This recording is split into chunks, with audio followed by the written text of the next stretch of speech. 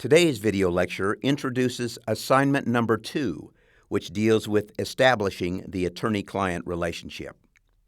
Sometimes an attorney-client relationship is established by operation of law, but usually it is a deliberate, consensual act and formally created through a written retainer agreement or an engagement letter signed by all parties. You should keep in mind that when communicating with a prospective client on social media sites, such as legal chat rooms or Ask a Lawyer sites, you run the risk of inadvertently creating an attorney-client relationship. Use caution and refrain from giving out legal advice on such sites. Does a consensual attorney-client relationship require a written agreement? The answer, in most jurisdictions, is no. An oral contract to provide legal services is enforceable just as any other verbal contract.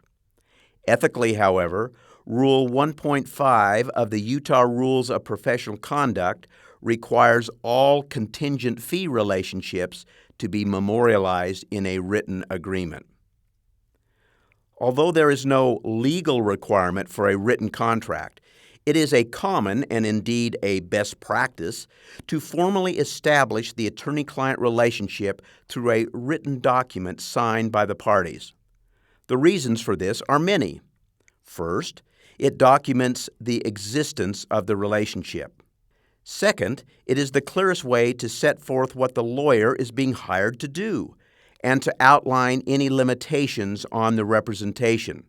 For example, only handling a litigation matter and not giving any related securities or tax advice from any settlement or recovery. Third, it is the best way to define the relationship between the parties and to set out their respective duties and obligations. After all, the relationship between a lawyer and a client is essentially a contractual one, albeit overlaid with ethical duties.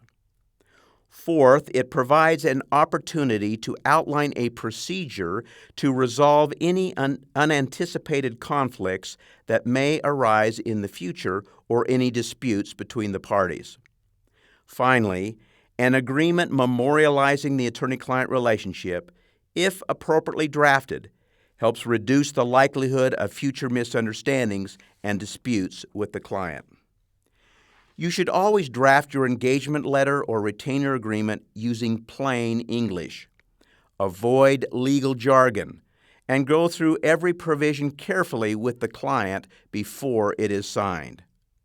Keep in mind that in any dispute with your client over the terms of the agreement or the relationship, the document will be construed against you, the drafting lawyer. In assignment number 2, you will draft a retainer agreement between yourself and your new client, Craig Peterson. Why should we do this, you might ask? Isn't this just a busy work assignment, since you can get dozens of sample forms off the internet or from the law firm where you will be working? While it is true that there are many retainer agreements readily available, it is only by drafting one yourself and discussing it in your small section that you will fully understand the considerations that go into an effective agreement.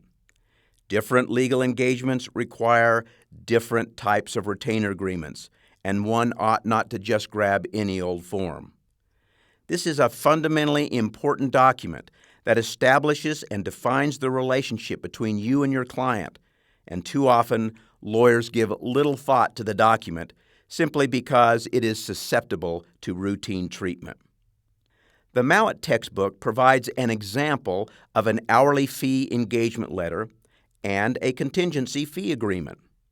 Sample engagement letters from local law firms in Salt Lake City will be available on Twin after you turn in your assignment.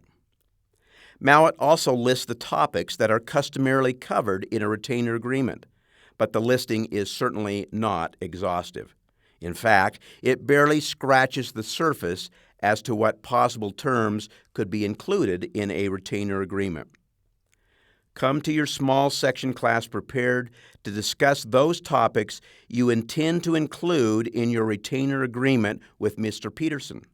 Also, come prepared to discuss the following issues.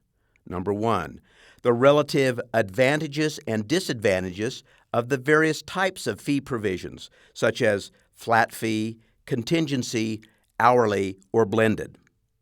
Number 2, what factors to consider in deciding whether to advance costs on behalf of a client. Number 3, where you are representing more than one party defendant in the same case, and a conflict arises mid-litigation between the co-defendants, can you contractually address such a situation in the initial retainer agreement so that you can avoid having to withdraw from the representation of all parties?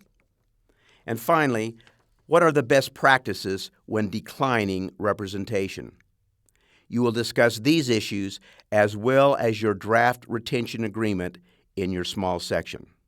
Good luck and have fun.